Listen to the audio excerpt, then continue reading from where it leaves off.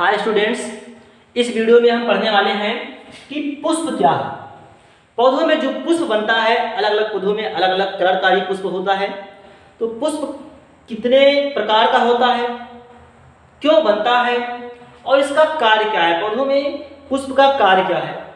तो पुष्प का परिभाषा है कि पुष्प पौधों का जनन अंग है। पुष्प पौधों का जनन अंग है, पौधों का जनन अंग है। अर्थात जो जनन होता है एक पौधे से दूसरा पौधा अगर बनना है लिंगी जनन के द्वारा, तो पुष्प का होना अनिवार्य है, जरूरी है। और पुष्प के जो भाग होते हैं वो मुख्यतः 4 भाग होते हैं। किसी भी पुष्प के मुख्यतः 4 भाग होते हैं। 4 भाग, पहला नंबर है जिसे हम लोग कहते हैं बाह्य दल। बाह्य दल ये हरे कलर का होता है। किसी भी पुष्प का जो बाह्य दल है ये हरे कलर का होता है और बाह्य दल का कार्य है कि पंखुड़ी की रक्षा करना। जब कोई पुष्प छोटा होता है, खिलने से पहले जो पंखुड़ी होती है उसकी रक्षा करता है बाह्य दल। जैसे अगर कोई पुष्प है इस प्रकार से, ये पंखुड़ी है इसका, तो पंखुड़ी यानी कि जब खिला नहीं है पुष्प उसके पहले पंखुड़ी का होता है। तो ये जो बाहर से है हरे कलर का, इसी को कहते हैं बाह्य दल। तो किसी भी पुष्प में बाह्य दल का जो कार्य है ये पंखुड़ी की अवस्था में पुष्प की रक्षा करना, इसका यही कार्य है। तो सबसे पहला भाग बाह्य दल हो गया। दूसरा नंबर है दल या दलपुंज भी इसी को कहते हैं। दलपुंज जो होते हैं ये अलग अलग पुष्पों में अलग अलग कलर के होते हैं। जैसे कोई भी अड़हुल का पुष्प है तो जो पुष्प है ये दलपुंज कहलाएगा। ये जो कलर में होता है ये दलपुंज कहलाता है। तो किसी भी पुष्प का जो रंगीन भाग है, आकर्षक देखने में लगता है, वो दलपुंज होता है। पहला बाह्य दल था, बाह्य दल तो हरे कलर का होता है। दूसरा है दलपुंज, ये रंगीन में होता है और इसका कार्य है कि कीटों को अपने तरफ आकर्षित करना। कीड़े मकोड़े इसी को देखकर, रंगीन को देखकर ही उसकी तरफ आकर्षित होते हैं और उस पर बैठते हैं आकर, जिससे कि परागण की क्रिया संपन्न होती है। तीसरा नंबर है स्त्री केसर। ये पौधों का जो स्त्री केसर है ये मादा भाग है, पुष्प का मादा भाग है। स्त्री केसर पुष्प का मादा भाग है। इस स्त्री केसर के लिए, इसमें स्त्री केसर जो होता है बीच में लगा होता है। स्त्री केसर के 3 भाग होते हैं। कुछ इस प्रकार से स्त्री केसर होता है। पौधों पुष्प के बीच में स्त्री केसर का जो ऊपरी भाग है इसे कहते हैं वर्तिकाग्र, और जो ये भाग है इसे वर्तिका कहते हैं। यहाँ से यहाँ तक जो नली की जैसा संरचना है इसे वर्तिका कहते हैं। और नीचे होता है पुष्प में जो स्त्री केसर का जो निचला भाग है इसे कहते हैं अंडाशय। इस अंडाशय में अंड कोशिका होती है। तो स्त्री केसर के 3 भाग होते हैं। सबसे ऊपर जो ऊपर वाले भाग है स्त्री केसर का, इसे कहते हैं वर्तिकाग्र। वर्तिकाग्र से कहते हैं। जो इस प्रकार से नली जैसा संरचना है इसे कहते हैं वर्तिका। और जो फूला हुआ भाग है स्त्री केसर का इसे कहते हैं अंडाशय। तो स्त्री केसर के 3 भाग होते हैं, वर्तिकाग्र, वर्तिका और अंडाशय। अंडाशय में बीजांड होते हैं। चौथा भाग है पुष्प का पुंकेसर। अगर किसी पुष्प में ये चारों भाग हैं तो उसे एक कंप्लीट फ्लावर यानी कि पूर्ण पुष्प कहा जाएगा। पुंकेसर जो होता है ये नर भाग है। पुष्प का नर भाग पुंकेसर कहलाता है। स्त्री केसर मादा भाग है, पुंकेसर नर भाग है। तो किसी भी पुष्प के मुख्यतः 4 भाग होते हैं। बाह्य दल, जिसे बाह्य दल पुंज भी कहते हैं, दलपुंज, स्त्री केसर, पुंकेसर। बाह्य दल हरे कलर का होता है, नीचे लगा होता है पुष्प के, और यह हरे कलर का होता है। बाह्य दल का कार्य है कि कली की अवस्था में पुष्प की रक्षा करना। दलपुंज, दलपुंज जो रंगीन कलर का होता है, अलग अलग पुष्पों में अलग अलग कलर का होता है, ये रंगीन कलर का जो होता है ये दलपुंज कहलाता है। एक को कहेंगे तो दल कहेंगे, तो ये अलग अलग पुष्पों में अलग अलग कलर का होता है, ये आकर्षक होता है, इसको कहा जाता है दलपुंज। स्त्री केसर ये पुष्प का मादा भाग है, पूरा भाग यहाँ से यहाँ तक स्त्री केसर है, जिसका ऊपर वाला भाग वर्तिकाग्र कहलाएगा और ये नलिक जैसा संरचना वर्तिका कहलाता है। ये नीचे स्त्री केसर का जो निचला भाग है ये अंडाशय कहलाता है। अंडाशय में बीजांड होते हैं। इसके बाद है पुंकेसर। पुंकेसर ये नर भाग है। इसी के किनारे इस प्रकार से डंठल के ऊपर कुछ संरचना होगा गोल, ये पुंकेसर है। यहां से यहां तक पूरा पुंकेसर है। कई पुंकेसर हो सकते हैं। ये जो ऊपर वाला भाग है ये फूला हुआ भाग, इसे कहा जाता है परागकोश। परागकोश तो पुंकेसर का जो ऊपरी भाग है, जो फूला हुआ भाग है, उसे कहते हैं परागकोश। और परागकोश में पराग कण भरे रहते हैं, छोटे छोटे पराग कण भरे रहते हैं परागकोश में। जब परागकोश फटता है तो यहाँ से परागकण निकलते हैं। परागकण यहाँ से निकलते हैं। जब परागकोश फटता है परिपक्व होकर तो यहाँ से परागकण निकलते हैं। ये था पुष्प के भाग, मुख्यतः 4 भाग: बाह्य दल, दलपुंज, स्त्री केसर, पुंकेसर। अगर किसी पुष्प में ये चारों भाग पाया जाता है तो वो जो पुष्प होगा वो द्विलिंगी पुष्प कहलाता है। द्विलिंगी का मतलब है कि जिसमें मादा भाग और नर भाग दोनों पाया जाता है, ऐसे पुष्प को द्विलिंगी पुष्प कहा जाता है। जो नर है, नर का संकेत ये है, अगर कोई नर पुष्प है तो ये, अगर दोनों है उसमें नर मादा दोनों है तो द्विलिंगी पुष्प का संकेत ये है। ऊपर वाला जो बता रहा है नर और नीचे वाला मादा बता रहा है, तो ऐसा पुष्प जिसमें नर भाग और मादा भाग दोनों हो, इसको कहा जाता है द्विलिंगी पुष्प। अब हम लोग देखते हैं कि परागण किसे कहते हैं। तो परागण मुख्यतः 2 प्रकार के होते हैं, परपरागण और स्वपरागण। परपरागण पहला नंबर है परपरागण। देखिए ये जो पुष्प होते हैं 2 प्रकार के, एक लिंगी, 2 लिंगी। अगर कोई पुष्प है, मान लेते हैं कि कोई पुष्प है, जैसे जो पुष्प है इसमें अगर एक ही भाग है, केवल पुंकेसर है, तो ये पुष्प एक लिंगी पुष्प होगा। अगर किसी पुष्प में एक ही भाग है, पुंकेसर है, स्त्री केसर नहीं है, तो ये पुष्प एक लिंगी होगा। ये पुष्प एक लिंगी होगा। क्यों एक लिंगी है? क्योंकि इसमें एक ही भाग है, या तो नर है या मादा है, तो एक भाग है। ऐसे इसी जो दूसरा है, इसी तरह जो पुष्प होगा दूसरा, उसमें मादा भाग होगा, नर भाग नहीं होगा। तो ऐसा पुष्प जिसमें मादा भाग है, मादा भाग का मतलब स्त्री केसर, तो ये स्त्री केसर है। तो स्त्री केसर है इसमें पुंकेसर नहीं होगा, तो ऐसे पुष्प एक लिंगी पुष्प कहलाते हैं। ये दोनों एक लिंगी पुष्प है। ये नर पुष्प है, नर पुष्प का संकेत ये है, और ये मादा पुष्प है, मादा पुष्प का संकेत ये है। ये परागकोश जो सबसे ऊपरी भाग है, परागकोश जब फटता है तो यहां से निकलते हैं परागकण, यहां से निकलते हैं परागकण, ये परागकण निकले। अब परागकण यहां से तो निकल रहे हैं, लेकिन यहां से ये पहुंचेंगे वर्तिकाग्र तक। ये वर्तिकाग्र है। वर्तिकाग्र तक पहुंचने के लिए विभिन्न विधियों का चयन करते हैं। जैसे हवा के द्वारा आ सकता है परागकण, परागकोश से, ये परागकोश है, परागकोश से परागकण वर्तिकाग्र तक हवा के द्वारा आ सकते हैं। या अगर कोई पानी वाला पौधा है जो पानी में है तो पानी के द्वारा आ सकता है, या किसी जंतु के द्वारा, जैसे मधुमक्खी हुआ, भंवरा, तो ये सब कोई जंतु हैं, कीड़े मकोड़े, तितलियां, यहाँ बैठेंगी और किसी पुष्प पर यहाँ से उड़कर फिर जाकर यहाँ बैठ जाएंगी।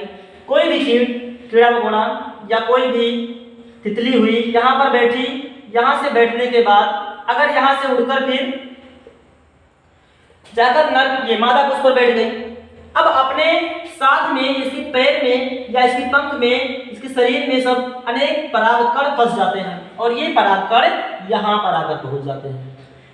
इस प्रक्रिया को कहा जाता है परागण। ये परागण है। लेकिन ये कैसा परागण है?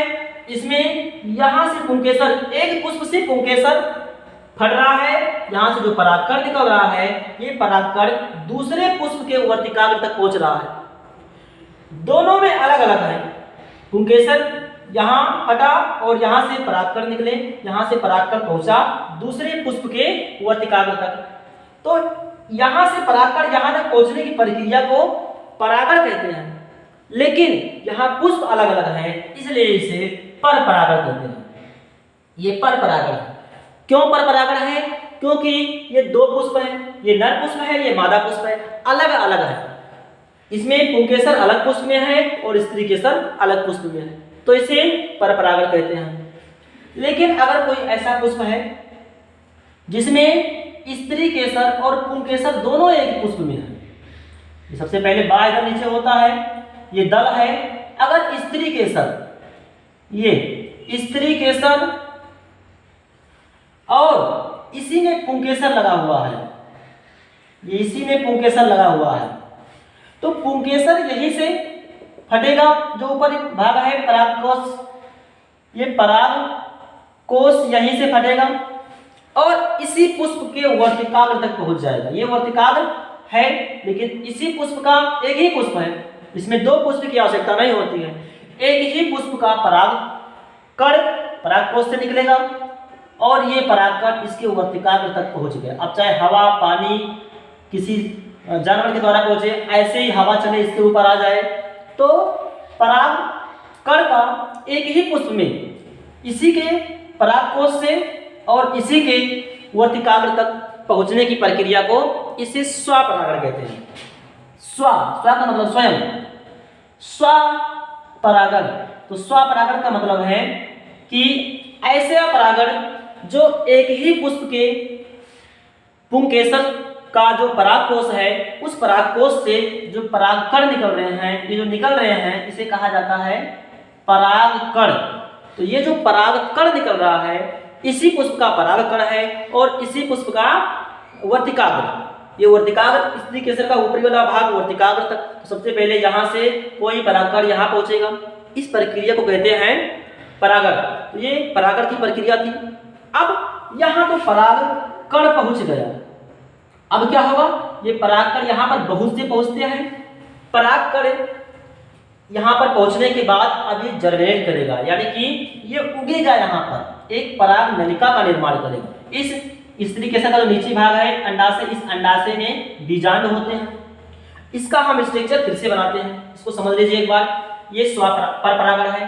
परपरागण किसे कहते हैं? जब एक नर पुष्प हो, दूसरा मादा पुष्प हो, तो इसे परपरागण कहते हैं।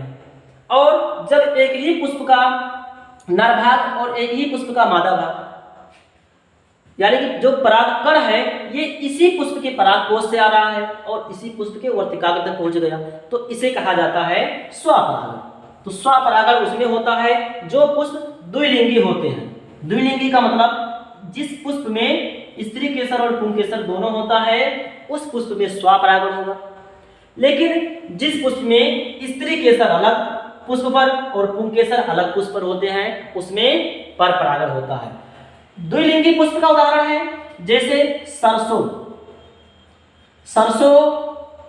गुड़हल, मटर, ये सब द्विलिंगी पुष्प होते हैं, अर्थात इसी का जो परागकण है इसी के वर्तिकाग्र तक पहुंच जाता है, तो इसे हम लोग स्वपरागण कहते हैं। द्विलिंगी पुष्पों में स्वपरागण होता है। एक लिंगी का उदाहरण है जैसे कद्दू का पुष्प एक लिंगी होता है, या पपीता का पुष्प भी एक लिंगी होता है। पपीता का पेड़ एक लिंगी, यानी कि ऐसे पेड़ होते हैं जिसमें नर पुष्प लग जाते हैं, उसमें फल नहीं लगेगा, तो पपीता का पेड़ या पुष्प एक लिंगी होते हैं, तो इसमें पपीता में हमेशा परपरागण होता है।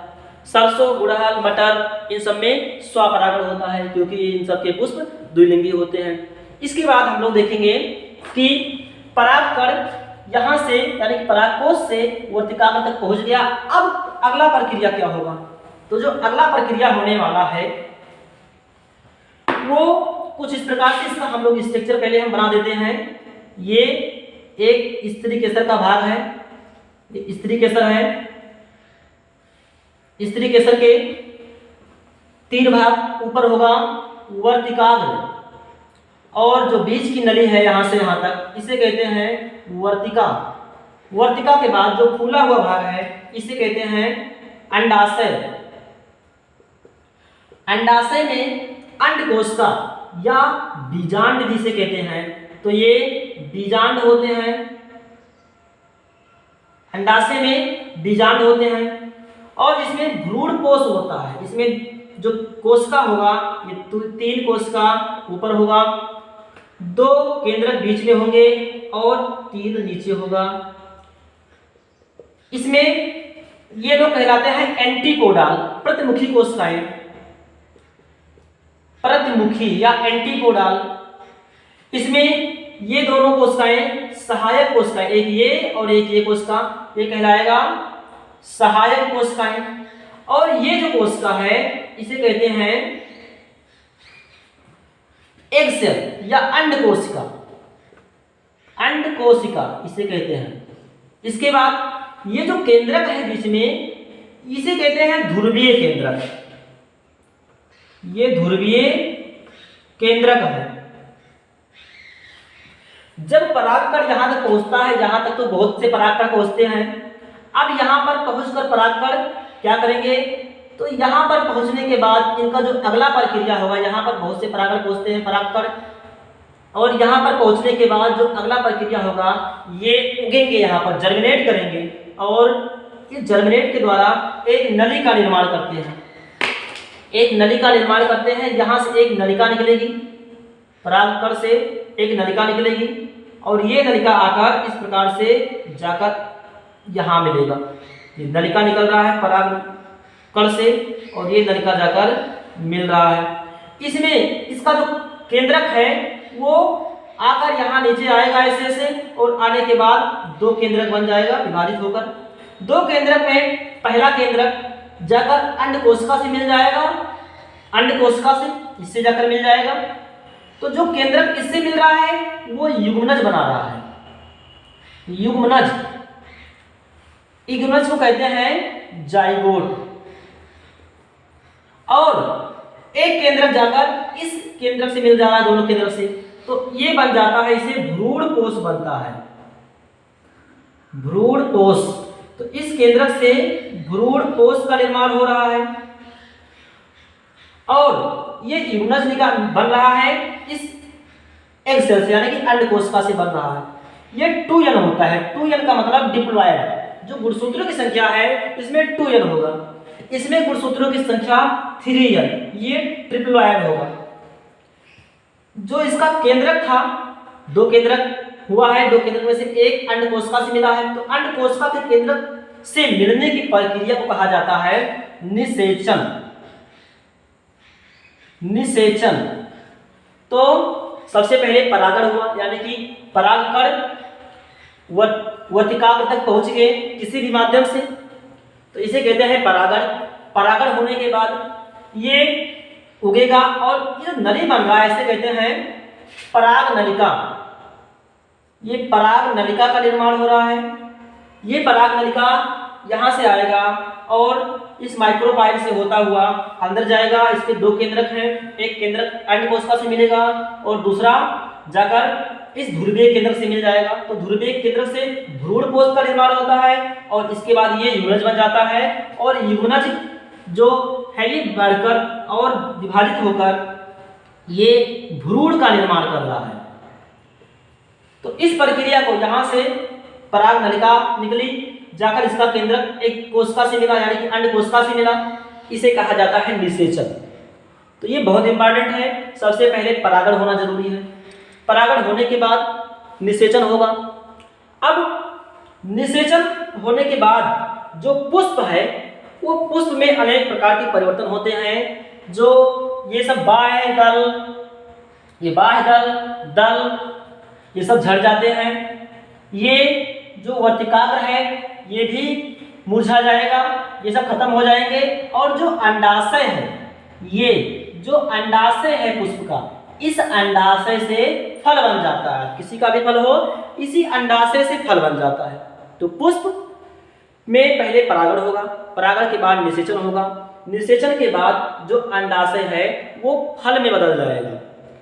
तो ये फल बन गया और इसके अंदर जो बीजांड था, इस बीजांड से बीज